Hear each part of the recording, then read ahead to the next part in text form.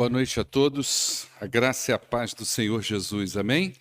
É um prazer tê-los aqui nesta noite para mais uma noite de louvor, de adoração e de aprendizado da palavra de Deus. Enquanto você abre a sua Bíblia aí em Efésios, capítulo de número 1, eu queria só fazer algumas lembranças importantes. O pessoal da cantina pediu para avisar que não tem mais hambúrguer, tá? Então você vai sentir esse cheirinho aí durante o culto, mas já está tudo vendido. O pessoal que comprou hambúrguer e não levou para casa ainda, o que vai levar, eles também pediram para avisar que se você quiser comer lá em cima também é possível, tá?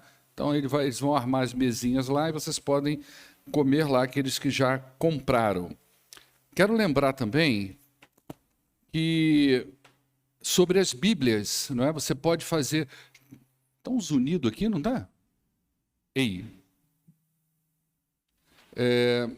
você que gostaria de adquirir uma Bíblia comemorativa dos 50 anos da igreja, você pode fazer o pedido mandando aqui para o WhatsApp da igreja, que o Helder vai colocar ali para nós agora, tá?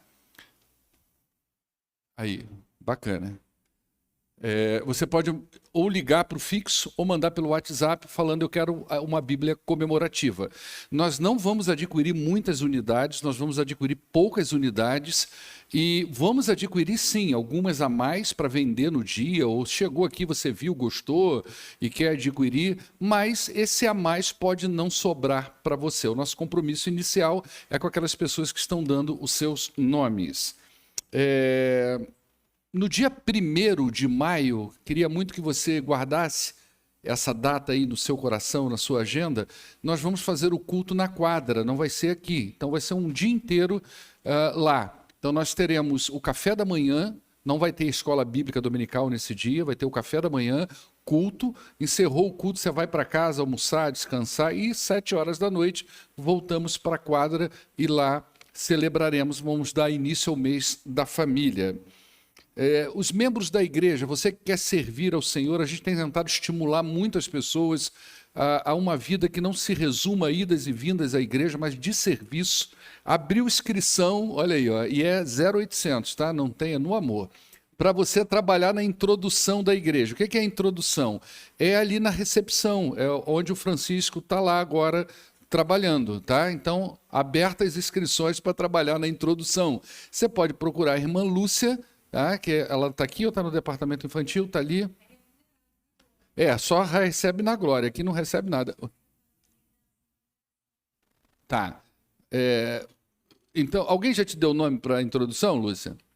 Então, não pode, tem que dar o nome, é verdade ou não é?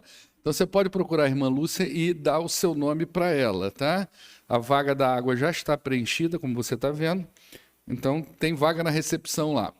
E também a semana de oração, essa semana de segunda a quinta, aberto para todos, sexta apenas para a liderança, no sábado é a Unijovem, a Uniprei também é uma reunião de oração, e domingo de manhã, às 8 da manhã, você pode vir também para o fechamento da semana de oração, e aí você traz também alguma coisa sobre café da manhã, pode ser um pãozinho, pode ser um requeijão, qualquer coisa, para juntar com os outros que vão trazer também, e a gente fecha com o café da manhã, e com a oração encerrando a semana. Ok? Acho que eu já falei tudo, né? Vamos meditar na palavra de Deus. Só um minutinho, irmãos, que meu óculos ficou aqui dentro.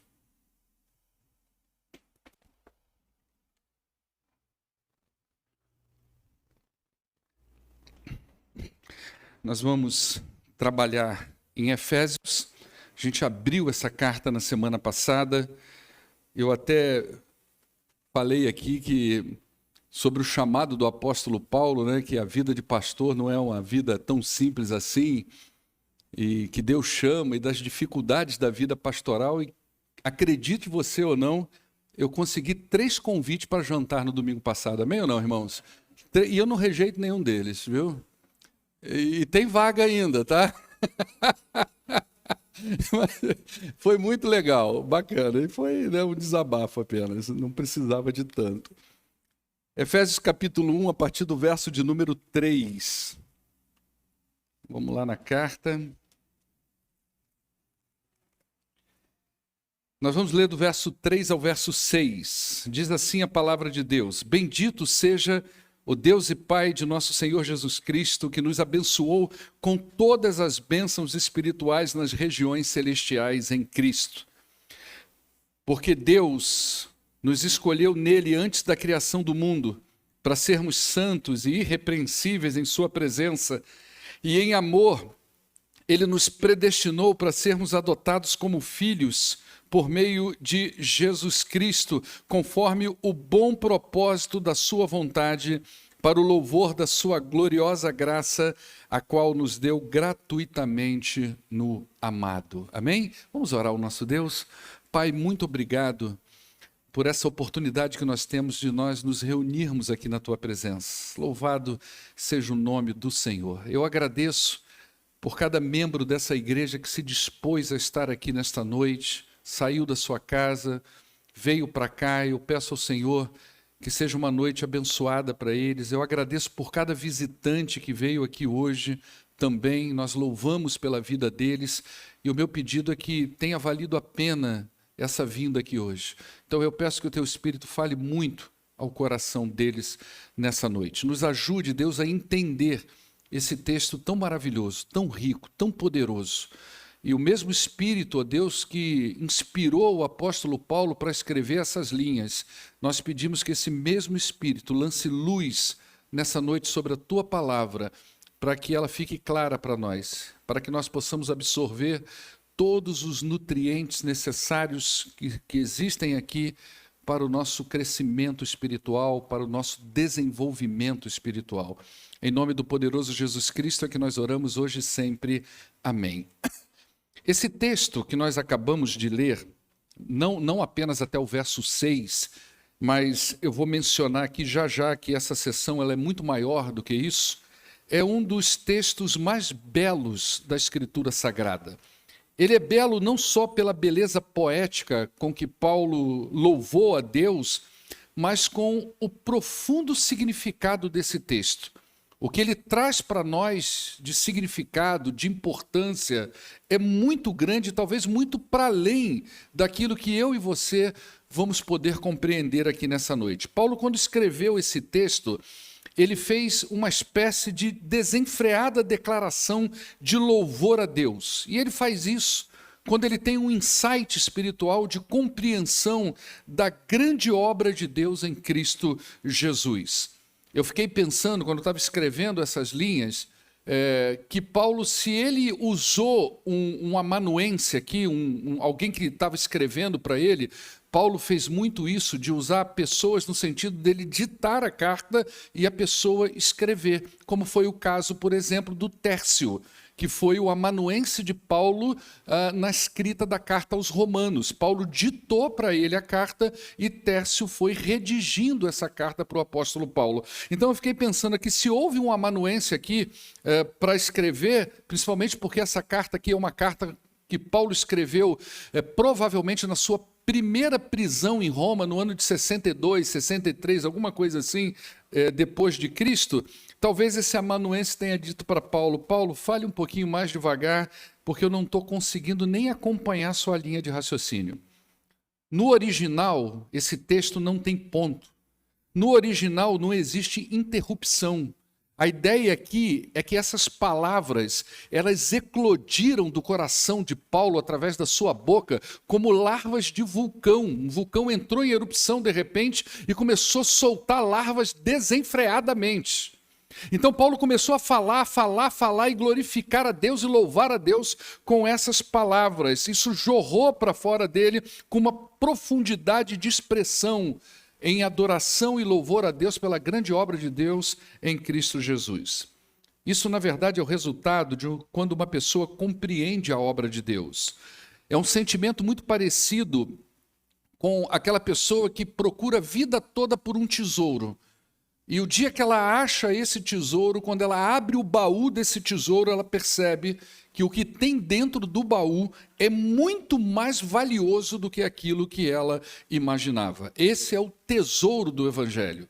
Esse é o tesouro da descoberta da grande obra que Deus fez em Cristo Jesus, do chamado da igreja, do valor da igreja, do valor da pessoa de Jesus Cristo que Paulo vai apresentando aqui na carta aos Efésios. Essa seção dessa carta, ela começa aí no verso 3 que nós lemos, e no geral ela deve ir até o capítulo 2, verso 10. É uma seção só, é para você ler numa lida só, numa sentada só, você lê toda essa seção para você compreender. E ela pode ser dividida da seguinte forma: Paulo, dos versos 1 a 6, ele louva a Deus pela formação da igreja, do povo de Deus. A gente vai falar disso hoje. O segundo ponto, a segunda divisão, vai dos versos 7 a 12, quando Paulo louva a Deus pela obra de Cristo. E também os versos 13 e 14, uma outra divisão, seria a terceira divisão, que é onde Paulo louva a Deus pela segurança, pelo selo do Espírito, está nos versos 13 e 14. Você observa aí que ele vai apresentando para nós um dos grandes mistérios da igreja cristã, que é a Trindade. A Trindade, você não tem um texto na Bíblia onde você categoricamente pega aquele texto e diz assim: olha, eu estou provando para você que Deus é trino. Não é? Que existe Deus Pai, Deus Filho, Deus Espírito Santo. Mas aqui Paulo apresenta a obra dos três, não é?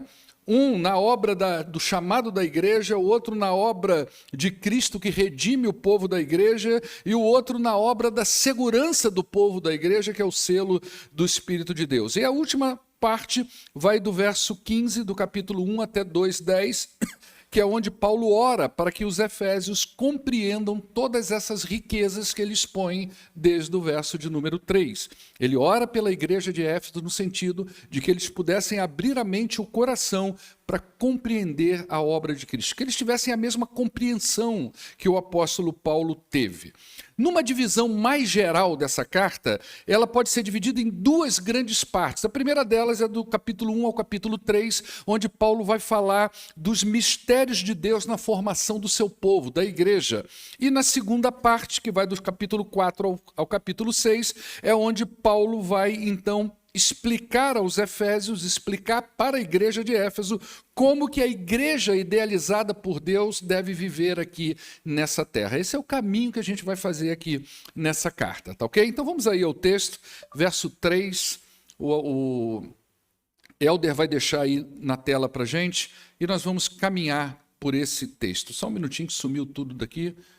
Espera aí, tá voltando. Alô, volta aqui, beleza.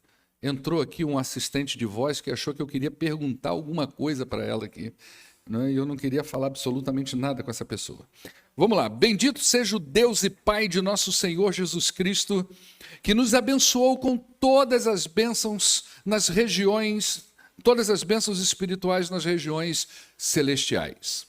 Depois de se identificar como apóstolo de Cristo, que é o que a gente viu na semana passada, os versos 1 e 2 dessa carta, a primeira parte do verso é Paulo se identificando como apóstolo de Cristo, e depois a segunda parte é ele identificando os destinatários dessa carta, que são os santos fiéis, aqueles que estão em Cristo Jesus e que moram na cidade de Éfeso. Todo o material que a gente levantou na semana passada, que você pode encontrar lá no YouTube, na nossa página do YouTube, Paulo agora vai expor toda a gratidão que ele tem no coração e todo o louvor que ele tem no coração pelas essas coisas grandiosas que Deus fez pelo seu povo em lugares que nós não conhecemos, são lugares desconhecidos para nós, que ele vai chamar de regiões celestiais, e também em tempos que para nós parece que nós não existíamos ainda.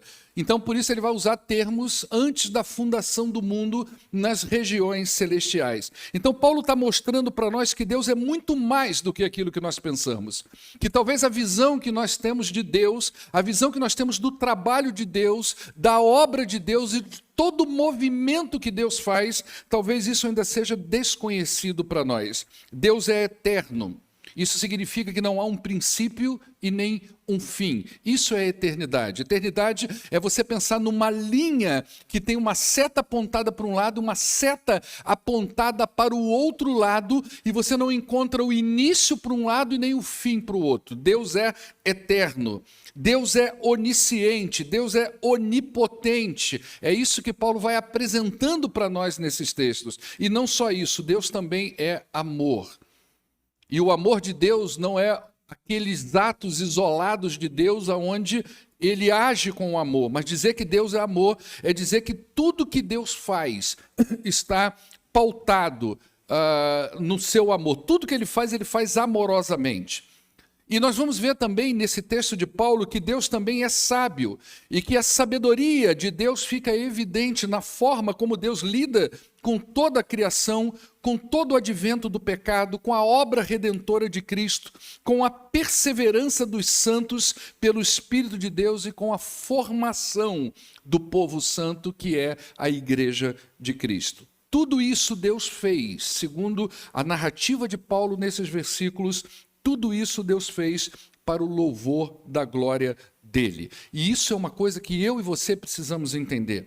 A igreja existe para a glória dele. Os salvos foram salvos para o louvor da glória dele. Isso significa que, se você é um salvo em Cristo Jesus, a sua vida deve ser orientada para o louvor da glória dele. Então, tudo que a gente faz, o certo seria que aquela pessoa que se considera crente em Jesus Cristo, salva por Jesus Cristo, todo movimento de vida que ela faça, ela precisa entender que todo esse movimento é para a glória de Deus. No verso 3, por exemplo, que a gente acabou de ler aí, Paulo louva a Deus, então, pela bondade de Deus, pelas bênçãos do Espírito, que ele chama de bênçãos espirituais, e porque isso só foi possível pela obra de Cristo Jesus. Então, o verso 6 é uma introdução de louvor.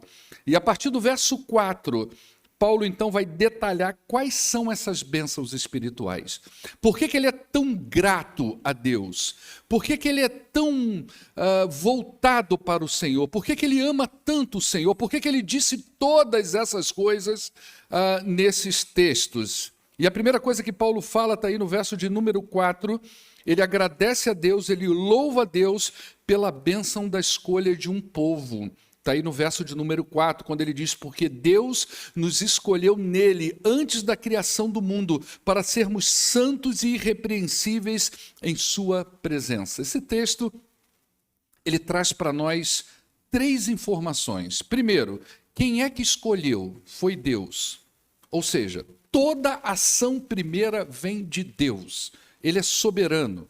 Lá em 1 João nós lemos que nós amamos a Deus porque Deus nos amou primeiro. Foi ele quem chamou a igreja à existência. Nós não acordamos de manhã um dia e pensamos assim: olha, a partir de hoje eu sou um crente em Cristo Jesus. Olha, vamos formar uma igreja. Não foi assim que aconteceu. Paulo vai dizer que é Deus que chamou a igreja à existência. E tudo partiu dele. Por isso que a igreja ela é indestrutível.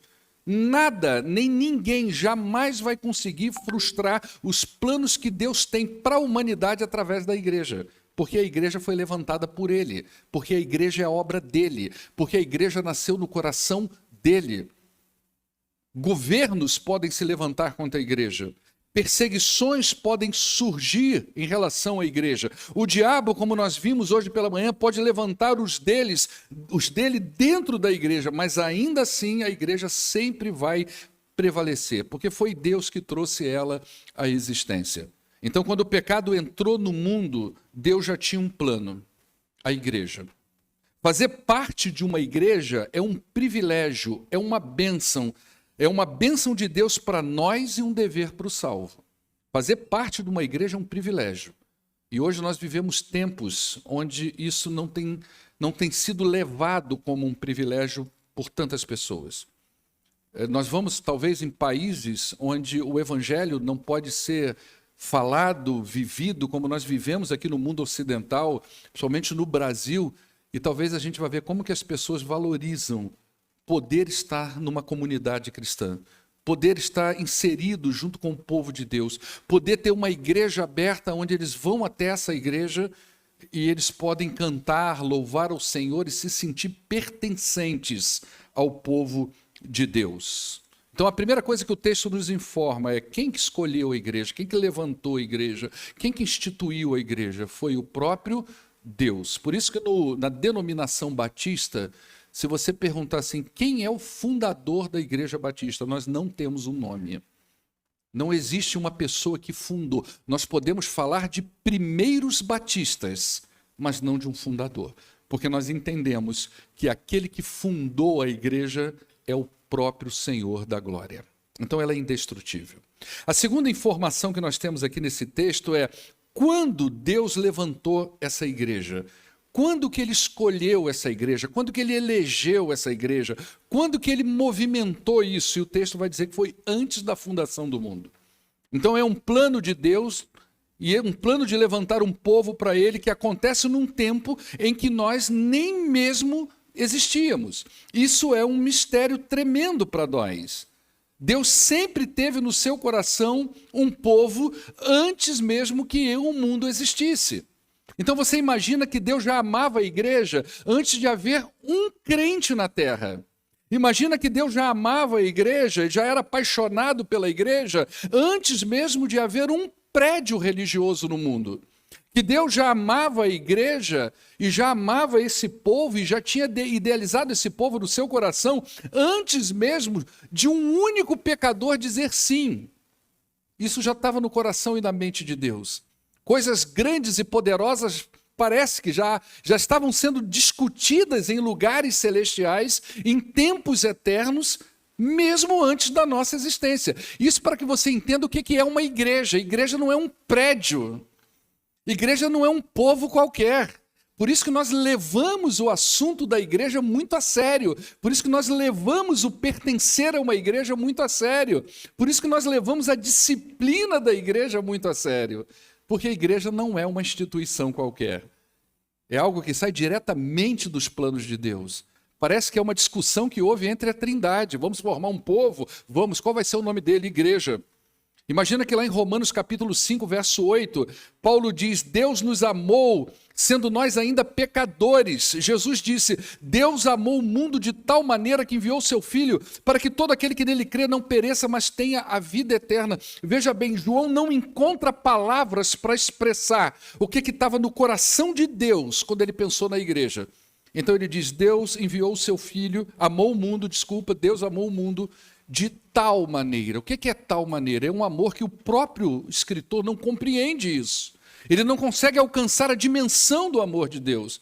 Ele não consegue captar, se linkar a isso. Então ele vai usar uma palavra que traz para nós uma ideia do tamanho disso, uma coisa inconcebível para nós. Então quem escolheu foi Deus, quem levantou a igreja foi Deus e fez isso antes da fundação do mundo. E esse texto também nos mostra para que ele fez isso. Qual é o propósito dele com esse povo? Ele diz para sermos santos e irrepreensíveis. Veja bem, a escolha de Deus em amor, escolha essa que aconteceu antes da fundação do mundo, tem um propósito. Você imagina uma reunião trinitária, especulação pura o que eu vou fazer aqui, tá certo, gente? Isso não está na Bíblia e nem conta isso para ninguém, que o pastor falou isso que vai falar aqui, tá? E eu não vou nem pedir para fazer edição no vídeo, porque a gente tem pouca visualização mesmo, então não precisa, tá? Mas imagina uma reunião trinitária. Deus diz assim, nós vamos levantar um povo para glorificar meu nome, tá certo? Aí o filho diz assim, bacana, pai, eu vou fazer o seguinte, eu vou reunir esse povo em torno do meu nome. Tudo bem? Aí o pai, beleza. Pode se chamar igreja, pai? Pode. O nome vai ser igreja. Aí o Espírito diz, então tudo bem. Eu vou ensinar esse povo como é que se vive para a glória do Pai. E vou pôr um selo no coração deles. Eles vão pertencer ao Filho e vão glorificar o Pai. Olha a idealização da coisa, né? Então, isso aí é a igreja de Jesus. Não é? Deus chama a igreja para ser santa e irrepreensível. Termos que não falam de perfeição, mas falam de compreensão do que é uma igreja, da santidade que o povo de Deus precisa ter em relação à igreja, quando compreende a obra de Deus na igreja, e da maturidade cristã que o povo de Deus precisa ter, entendendo o que é ser uma igreja. Então, o propósito de Deus para o seu povo é um propósito específico. Ele levanta um povo, isso em tempos antigos, com a escolha do coração do Pai, para que esse povo seja santo, a palavra santo é separado, e ele seja irrepreensível, ou seja, ele viva de fato a pureza cristã e a vida cristã e possa dar testemunho ao mundo a respeito do que o Pai pensou, do que o Pai idealizou, do amor de Deus para com esse povo chamado igreja. Paulo continua louvando a Deus por suas bênçãos, e aí no verso de número 5, ele louva a Deus. Em primeiro lugar, aí no verso de número 1, ele vai louvar a Deus pela bênção da escolha de um povo, e agora no verso 5, ele vai louvar a Deus pela bênção de poder pertencer à família de Deus. E olha o que ele diz: em amor, ele nos predestinou para sermos adotados como filhos. Ou seja, esse povo que Deus levantou, esse povo que estava no coração de Deus, ele também tem um destino segundo o pensamento de Deus, e é que eles sejam adotados numa família, não é? Para sermos adotados como filhos por meio de Jesus Cristo, conforme o bom propósito da sua vontade. Presta atenção que eu vou te dizer coisas hoje que talvez você ainda não tenha ouvido a respeito do que é ser um filho de Deus, do que é ser adotado pela família de Deus. A doutrina da adoção ela é fantástica, e por isso que Paulo louva a Deus por essa ideia de Deus ter nos adotado como filho em Cristo Jesus. A adoção em Cristo é uma forma de Paulo dizer que as bênçãos que Deus tem para os salvos vão para além das bênçãos pretendidas pela própria criação. Eu não sei se você vai ouvir isso em outro lugar. As bênçãos que Deus tem para o povo dele são bênçãos maiores para além daquilo que a própria bênção foi pretendida para a criação. Olha só o verso 3, o que ele diz, que a gente já viu ele. Deus nos abençoou com todas as bênçãos espirituais nas regiões celestiais. Olha que fala maravilhosa. É como se Paulo estivesse dizendo para nós: não é aqui nessa terra que estão as bênçãos dos crentes. Elas estão em outro lugar. As bênçãos prometidas aos nossos irmãos lá do Antigo Testamento eram bênçãos mais materiais do que espirituais. Eu não estou dizendo que os nossos irmãos do Antigo Testamento, que foram salvos pela crença e pela fé na promessa do Messias, que eles não desfrutaram de bênçãos espirituais. Mas o que Deus falava para eles eram coisas terrenas, eram coisas físicas. Observe, por exemplo, Deuteronômio 28. Versos de 1 a 6. Olha o que diz aí. Isso aqui a gente vê muito no decorrer do Antigo Testamento.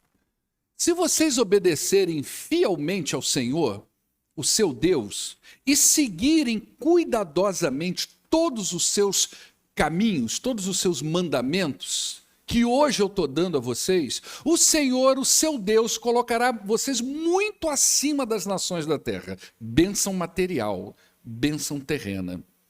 Todas essas bênçãos, elas virão sobre vocês. E elas vão acompanhar vocês se vocês obedecerem ao Senhor, seu Deus. Vocês serão abençoados na cidade e serão abençoados no campo. Os filhos do ventre de vocês serão abençoados também, como também as colheitas da sua terra e os bezerros e os cordeiros do seu rebanho. Tudo material, tudo vida aqui. A sua cesta e a sua amassadeira também serão abençoados. Comida não vai faltar. Vocês serão abençoados em tudo o que vocês fizerem. Isso aqui é uma constância no Antigo Testamento. Se o rei fosse obediente ao Senhor, ele venceria a guerra, a vida dele seria próspera, ele se deleitaria nas coisas materiais, nas coisas físicas. Então eu volto a dizer, eu não estou dizendo com isso que os salvos do Antigo Testamento não desfrutaram das bênçãos espirituais. O que eu estou falando é outra coisa. Eu estou dizendo que há um contraponto entre o conceito de bênção do Antigo Testamento e do Novo. Muita gente não entende isso. Daí você ter muita gente na igreja lutando com Deus por bênçãos materiais. Aonde pôr a planta do seu pé será vosso. Muita gente na igreja brigando por Deus, com Deus, por um pedaço de coisa boa nessa vida, com uma ideia de bênçãos materiais. Não estou dizendo que Deus não faça essas coisas, não é isso. Vê se você entende. Mas o Novo Testamento, o que promete para nós é que a adoção como filhos nos eleva a níveis mais altos das promessas de Deus. Não é aqui nesse mundo que estão as principais bênçãos dos crentes, mas nas regiões celestiais, nesse lugar que ainda não é compreensível para nós. É por isso que quando Jesus, eu volto a dizer isso, já disse algumas vezes, Jesus quando ele faz o discurso da despedida no capítulo 14, não é? Coloca lá no capítulo 14 de João, olha o que ele diz, isso é fantástico, isso é para você gravar no seu coração. Olha o que ele diz no capítulo 14 de João, não se perturbe o coração de vocês. E isso ele está falando para os discípulos dele, naquele momento que começa no capítulo 13, vai até o capítulo 17 de João, onde nós consideramos isso como o discurso da despedida de Jesus. Olha o que ele está falando, não se perturbe o coração de vocês, creiam em Deus, creiam também em mim. Na casa do meu pai há muitos aposentos. Se não fosse assim, eu teria dito a vocês, eu vou preparar um lugar para vocês. Tipo assim, fica tranquilo, não é? Hoje, dá uma pausazinha, hoje pela manhã na aula, eu ouvi um pedaço da aula do Rodrigo aqui, não é? Que estava falando alguma coisa disso, né? Eles tinham que voltar para a vida e voltar para casa com uma notícia. Eu acho que eu ouvi alguma coisa nesse sentido. E esses homens aqui, eles tinham que voltar para a vida deles. Pescador, eles tinham que dar conta da mulher. Por que ficou tanto tempo fora de casa seguindo esse homem que morreu na cruz? Imagina você explicar isso para a mulher. Você saiu de casa, deixou a mulher em casa, passou a seguir um homem, esse homem morre. Está dizendo que vai morrer. Como é que você vai dar conta para a mulher? Verdade ou não é? Imagina se for uma cearense com uma peixeira na mão igual a Irmã Marina. Como é que dá conta para essa mulher que você ficou 3 anos fora de casa e o cara morreu? Não é verdade? Então ele vai dizer, eu vou preparar lugar para vocês. Olha o verso seguinte. E quando eu for preparar lugar, eu voltarei e os levarei para mim, para que vocês estejam onde eu estiver. E agora o verso seguinte... Vocês conhecem o caminho para onde eu vou. Pode passar. Disse-lhe Tomé, Senhor, nós não sabemos onde vai. Como que nós podemos saber o caminho? Respondeu Jesus, eu sou o caminho, a verdade e a vida. Ninguém vai ao Pai a não ser por mim. Pode passar mais um. Se vocês realmente conhecessem o caminho, conheceriam também o meu Pai. Já agora vocês conhecem e têm visto esse caminho. É que eu não estou com a minha aberta aqui, com a minha aberta. E aí Filipe diz, Senhor, mostra-nos então o caminho, isso já nos basta. Jesus então respondeu, você não me conhece, Filipe. Mesmo depois de estar comigo durante tanto tempo, quem vê a mim vê o Pai. Como você pode dizer, me mostra o Pai?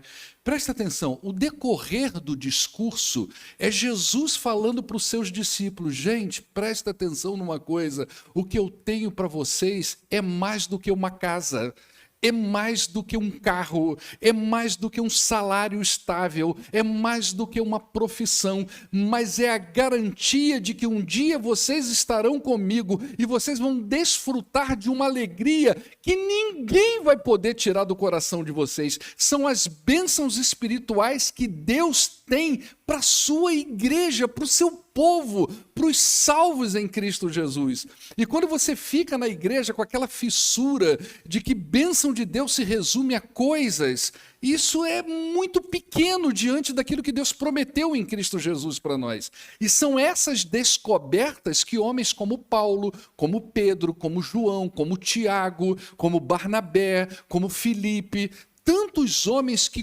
compreenderam essa dinâmica da bênção espiritual, foi por causa disso que eles entregaram a vida a Cristo de corpo e alma, crendo nessa promessa de que o que Deus tem para nós é mais do que os bens materiais que nós tanto lutamos por eles e que nós, às vezes, classificamos a bênção de Deus, resumimos ela, a presença de Deus, ao fato de que eu tenho uma casa para morar, eu tenho um salário bom, eu tenho uma vida legal, logo Deus está comigo. Não tem nada a ver isso. As coisas, o que Deus tem é muito mais para nós. Então a adoção, ela nos eleva a níveis mais altos da promessa de Deus. E esse lugar que a gente ainda não compreende que são esses lugares celestiais, um lugar invisível para nós, mas de realidades espirituais. Lugar esse onde Cristo reina soberanamente com o seu povo. Então, ser adotado por Deus em Cristo é pertencer a esse povo santo e irrepreensível, é fazer parte dessa família do Cordeiro, da igreja de Cristo, esse povo que tem direitos e deveres nessa vida e na eternidade também. Imagine a gratidão de uma pessoa quando ela se dá conta de que pertence a uma família que foi idealizada por Deus antes da fundação do mundo. Nós deveríamos nos sentir privilegiados por isso, como Paulo se sentiu. Por isso que Paulo emana tanto louvor e tanta adoração a Deus, porque ele compreendeu o povo de Deus, ele compreendeu que isso saiu do coração de Deus e ele compreendeu que é um privilégio fazer parte dessa comunidade. Principalmente quando nós estamos presos em nossos pecados. No capítulo 2 de Efésios, versos 4 a 6, que a gente ainda vai ver mais na frente, Paulo diz assim: todavia Deus, que é rico em misericórdia, pelo grande amor com que nos amou, ele nos deu vida juntamente com Cristo quando ainda estávamos mortos em transgressões. Pela graça, vocês são salvos. Deus nos ressuscitou em Cristo e com ele nos fez assentar nos lugares celestiais em Cristo Jesus. Isso é um privilégio.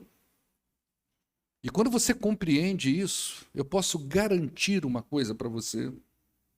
Eu posso atestar isso para você de forma inexorável, que você vai sentir uma alegria no teu coração, você vai sentir uma satisfação no teu coração, que as circunstâncias da vida jamais vão roubar isso de você. Você vai sentir o que é a alegria do Senhor na vida de uma pessoa. Não importa se você está doente, não importa se você está desempregado, não importa se a sua família não é aquela família que você tanto idealizou, que os filhos saíram para a esquerda ou para a direita, mas a alegria do Senhor está no seu coração, porque você entendeu que nessa vida tem essas avarias. E a sua bênção está em outro lugar e ela está garantida para a glória de Deus. Talvez seja por isso que Jesus falou: não acumula tesouro nessa vida, porque o ladrão rouba e tira a sua alegria. A vida rouba a sua alegria, mas invista no céu, porque lá ninguém pode tirar isso de você, porque Jesus nos assegura isso para a glória de Deus. Paulo então vai fechar no verso 6, louvando a Deus pela graça em Cristo Jesus. Ele vai dizer: para o louvor da sua gloriosa graça, a qual ele nos deu gratuitamente no amado. A primeira parte desse versículo diz da razão pelo qual Deus fez o que fez nos versos anteriores. Por que ele trouxe a igreja à existência e por que nos adotou como filhos? Ele vai dizer: para o louvor da sua gloriosa graça. Deus é louvado e glorificado na própria existência da igreja. Por isso que ela é indestrutível. Deus é glorificado quando o povo dele se reúne. Deus é glorificado quando o povo dele louva ele. Deus é glorificado pela pura existência da igreja. A igreja é a expressão da graça e da misericórdia de Deus. Então a ideia é que o mundo olhe para a igreja e veja o amor de Deus, a sua graça, a sua misericórdia e se volte para Deus louvando a ele em gratidão. Como temos aí o Salmo de número 117. Coloca para nós aí, olha só esse salmo, ele é um salmo tão pequenininho. Louvem ao Senhor todas as nações e exaltem ele todos os povos, porque imenso é o seu amor leal por nós, e a fidelidade do Senhor dura para sempre. Aleluia, diz ele. Não é? Tem mais? Acabou? 2 versículos. É isso que Deus quer, pretende através da igreja, que o mundo olhe para a igreja e veja o seu imenso amor leal desde a fundação do mundo, desde antes do mundo ser mundo, e possa então voltar-se para o Senhor glorificando o nome dele. Os crentes, eles são encorajados a louvar ao Senhor pela graça dele. Olha o Salmo 118, né? Deem graças ao Senhor porque ele é bom, o seu amor dura para sempre. Que Israel diga, seu amor dura para sempre.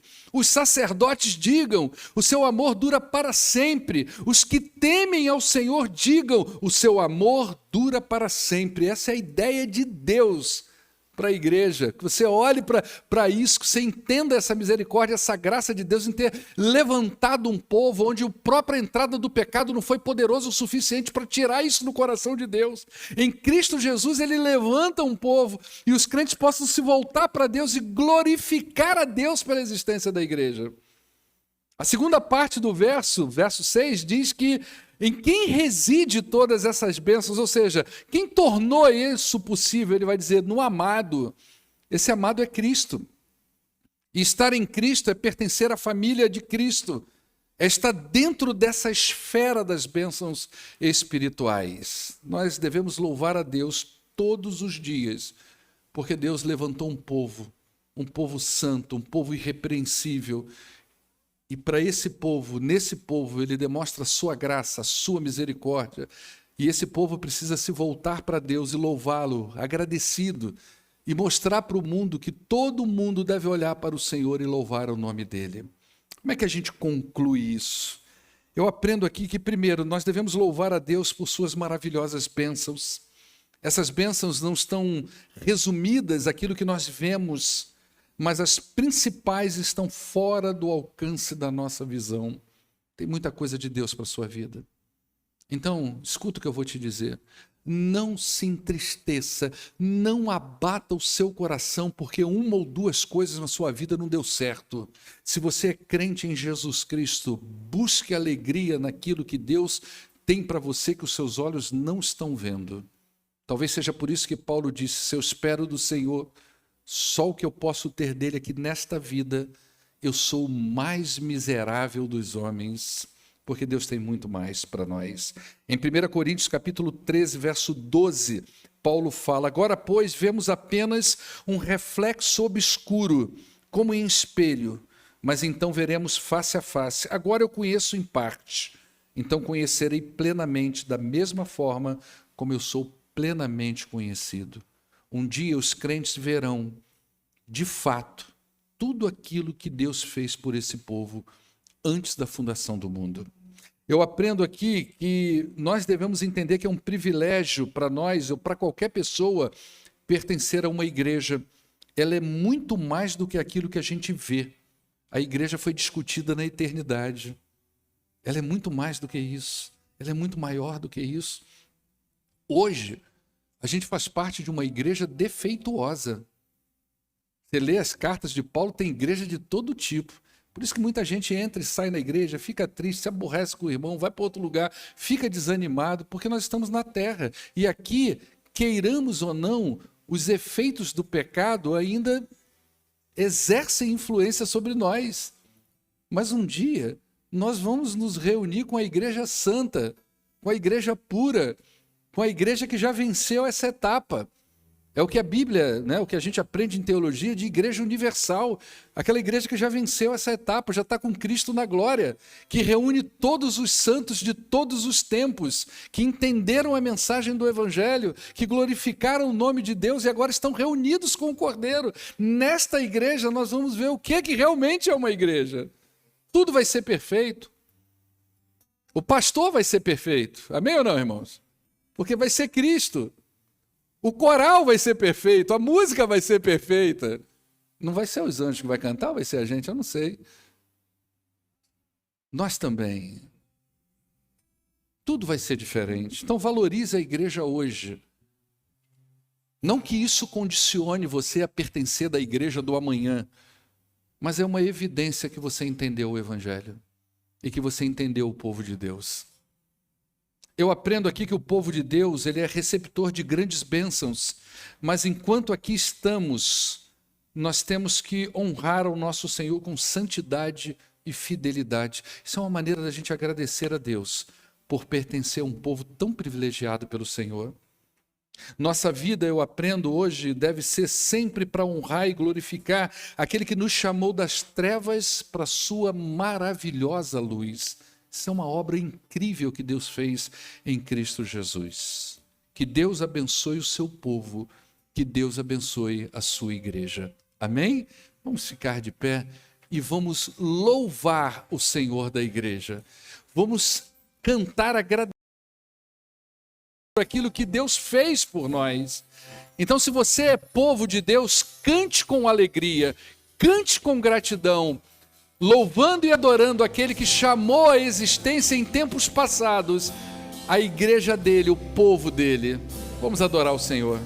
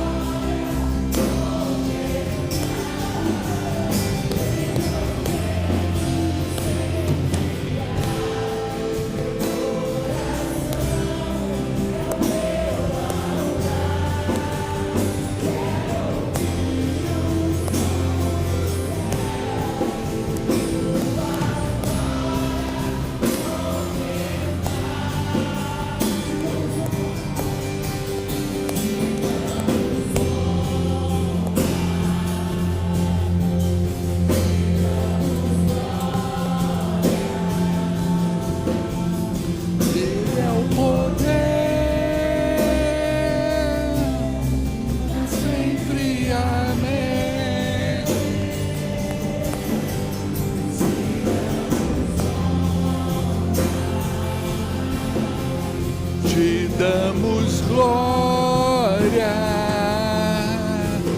dele é o poder, para sempre, amém.